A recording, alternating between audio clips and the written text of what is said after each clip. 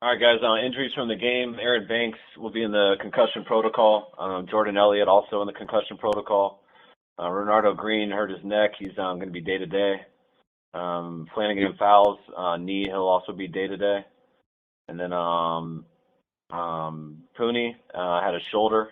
We're still waiting for the MRI to get back, so still being evaluated on that. The same situation with Demo, who banged knees in the game.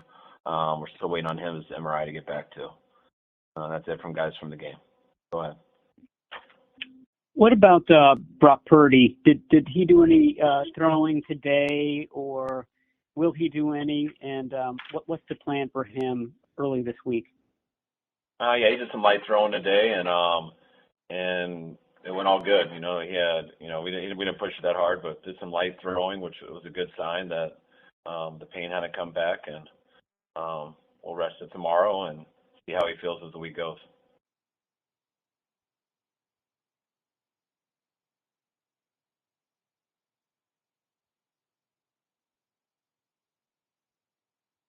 It was reported over the weekend by Jay Glazer that Brock Purdy had a second MRI on his shoulder. Is that true? And if so, why a second one?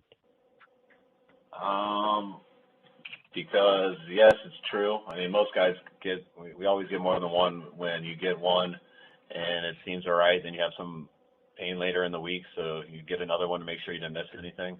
And so that's what he did, I think, after the Thursday practice. Kyle, what is the nature of his injury? Shoulder. Kyle, will you be making a move with John Feliciano today? Yeah, John's going to stay on IR. He hasn't responded the right way, so unfortunately for John and us, but just had a talk with him here a little bit ago, and he's going to have to stay on IR. Kyle, you talked yesterday. Go ahead. Kyle, were there issues with the footing yesterday? I mean, Jake Moody from the start of the game slipped on that first kickoff. Were there issues with that was causing some of the missed tackles and whatnot? Yeah, there was definitely issues with the footing. It happened to our quarterback on a number of plays, but it happened to a bunch of guys throughout the game, and guys were fixing their cleats. Some did in pregame, some did it right into the game, but that's an issue at Lambeau that time of the year. You talked yesterday about your frustration over the penalties. After watching the film, the video, how can you go about fixing that? Obviously, you still want players to play aggressive, but as you've noted several times, the penalties are really hurting you guys. Yeah, you look at each penalty, and the ones that you can correct, you correct. Going back to, I think on the second play of the game for offense, Purdy went a little bit early, and that's something he's just going to have better patience with. Changing the cadences are always subtly different when you change quarterbacks, but it's something we harped on hard, especially Thursday and Friday once we realized what was happening. And that got us there. The false start that they called on Jake later in the game, we had been doing it that way all year, so we didn't see anything wrong with this. We're going to have to check with the league on that because he didn't move or anything. They just said he snapped it too early, so it's some disagreements there. A couple of the holding calls, especially on the long kick return, didn't totally see it the same way, but the other two I did, and we got to be better with that. So, the timing of those penalties, and we didn't overcome either. I think on one drive we overcame the 3rd and 1 penalty. And on other times we didn't. So the pre-snap ones we got to be much better at. Those are the ones we can avoid. But a couple of those I got to get brought to the league on. Hey, Kyle, to clarify, the assumption is that Brock would be available to play against Buffalo if he doesn't have pain this week, and if not, then Brandon Allen would start? Yeah, to clarify, guys, with Brock's shoulder, it's exactly what I've worded to you guys every time. We got the MRI last week. His shoulder was bothering him. We thought it would be all right by Thursday, and it hurt worse Thursday than it did earlier in the week. So we rested it throughout the weekend, hoping that would help. He threw lighter today to see if that rest helps, and the rest did help him. So we'll see again, going through the same things we did last week. We're going to let him rest all the way up to Wednesday. We'll see how it feels on Wednesday, and then we'll take the exact same course throughout the week, and hopefully it responds better this week than it did last week with the rest. Kyle, with these back-to-back long trips and Thanksgiving this week, kind of what will this week look like in terms of practice and workload, et cetera?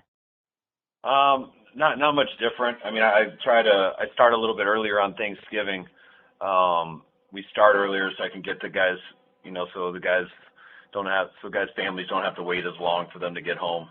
My family gets very annoyed with me because I get home pretty late for Thanksgiving, so it ends up being a later dinner, but, for the coaches and stuff. But we try to move everything up, get going earlier so the guys can get out, have a Thanksgiving, and then the next day we'll start a little bit earlier to catch up on stuff we didn't finish with the film, and then we'll be on our way to Buffalo.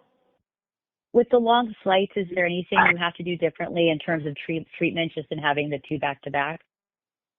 Always when you go on flights, you just, inflammation and stuff like that reacts differently.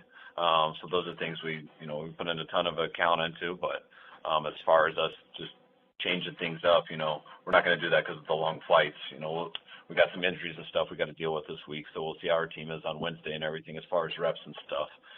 But I'm not going to change anything up just because of the duration of the Buffalo flight. Are you planning to open the window for Dre Greenlaw this week, or where does that stand? Yeah, Dre should. We are going to open it this week. He should be able to start practicing on Wednesday. Kyle, have you had a chance to talk to Nick Bosa and Trent Williams, and how are they doing? They're in the same boat Brock is, really. We have the MRIs and everything. We kind of understand it, but just waiting to see how they respond. They didn't respond great last week. That's why they weren't able to go. Nick and Trent are both in the same boat. Nick with his hip and oblique, and Trent with his ankle. And we'll evaluate as this week progresses, and hopefully it turns a better corner than it did last week. Kyle, after seeing the film, how do you view the way Brandon played at quarterback? And if Brock can't go, is he definitely the starter then in Buffalo? Yes, unless something crazy happened during the week. But I thought Brandon did some real good things. He had one real bad decision at the beginning of the game early, where he threw it to number 7. Unfortunately, that guy dropped it. But I thought he made some big plays in the game that gave us a chance to get back into it. Him going across the board and getting that touchdown to Kittle. He had a couple big third downs. I thought he had a hell of a throw on the one that Debo tipped and ended up being intercepted. I think his two toughest plays were a keeper on 2nd and 7 where he slipped right before he threw it. I think the next play was that pick. But what he does have to do better is protect the ball in the pocket. The ball was on the ground too much. Kyle, what are you seeing from Fred Warner? Do you think he's just pressing? It looks like he's missing the plays that he's been making consistently over the last few years. How would you evaluate his play during the last couple of weeks?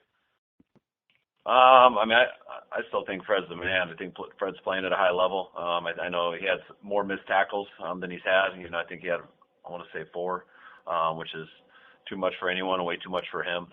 So obviously he can do better in that way, but Fred's still playing like one of the best linebackers in the league. So I know he's got a real high standard. So when he has something like that, it's going to stick out. But Fred's still playing like one of the best players in this league. Kyle, the defense had 19 missed tackles overall. Where's the disconnect between the coaching and what they're able to do on the field? I wouldn't say there's a disconnect. I would say, especially in that first half, they got some guys in space, and we sat in a chair a little too much versus that running back. And when you come to a jump stop on that running back, he is going to break your ankles. And he did it to a number of guys. It always helps if you can get 2 people there, but when we had 1 person there, he did as good as I've seen anyone make someone miss tackles in the way he ran. I thought we did better there in the second half. I think we ended up counting 12, so I know PFF has different numbers than we do, but it doesn't matter. 12 is still way too many also. I thought we tightened it up there in the second half and tackled better and got him in some third downs and got off the field, which I thought gave us every chance to get back in the game.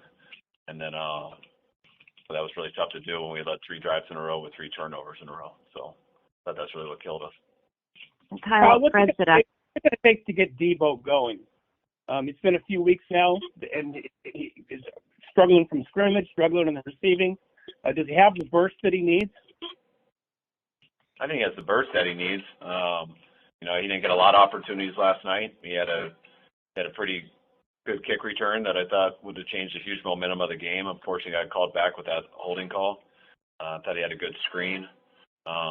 And then the two plays he's got to do, he's got to catch both of those balls. And if he catches both of those balls, he's got a chance to, to do what he's good at after that and run with it. And he didn't get that opportunity because he didn't catch both those balls. So if he does, then that would be two more opportunities. And as far as anyone, I mean, we didn't get anybody going in that game. There was, we weren't consistent, and we didn't participate very much in the first half, and in the second half, with those turnovers and everything, just killing our drives. And I think we had a total of 50-something plays, but we really weren't able to, stay out there consistently enough to get any player going.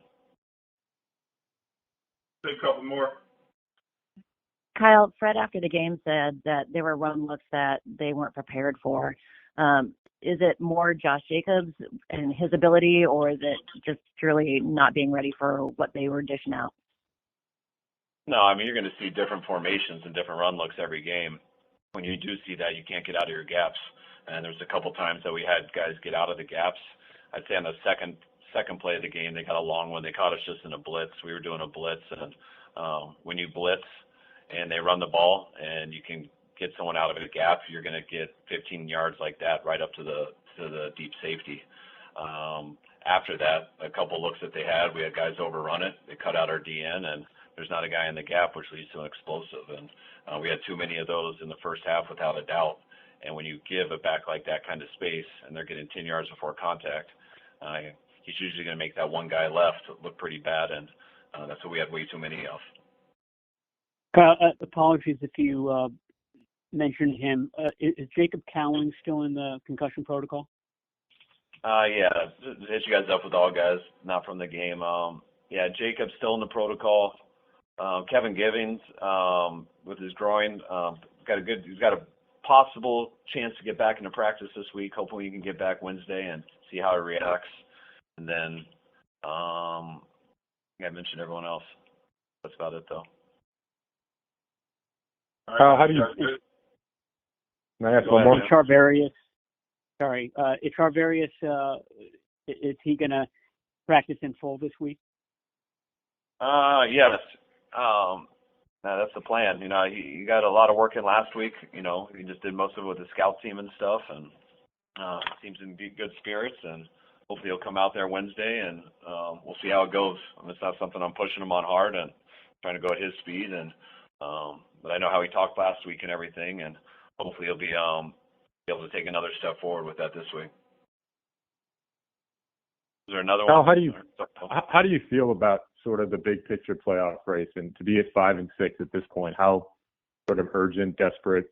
I mean, do you view every game now as sort of must win to keep your chances alive? Yeah, without a doubt. I think everyone knows. You just got to look at it for a couple minutes to realize where we're at. It's nice when you're one game out of first in your own division. So that does say a lot. Especially being able to play two of those teams left over 6 games. But you also know, you look at the whole NFC picture, and if you don't win the division, it's 10-7 is not guaranteed to get in as a wild card by any means this year. So I think everyone understands completely, outside and inside, what the situation is. That's why that Seattle game was so tough of a loss, and that's why last night was even worse. So we know what we got ahead of us. We know exactly what that playoff situation is. That is what it is, but really all that matters is this week. When you do need to go on a run and put a lot of wins to even think of that, then you better make sure you're only thinking of one thing, and that's Buffalo.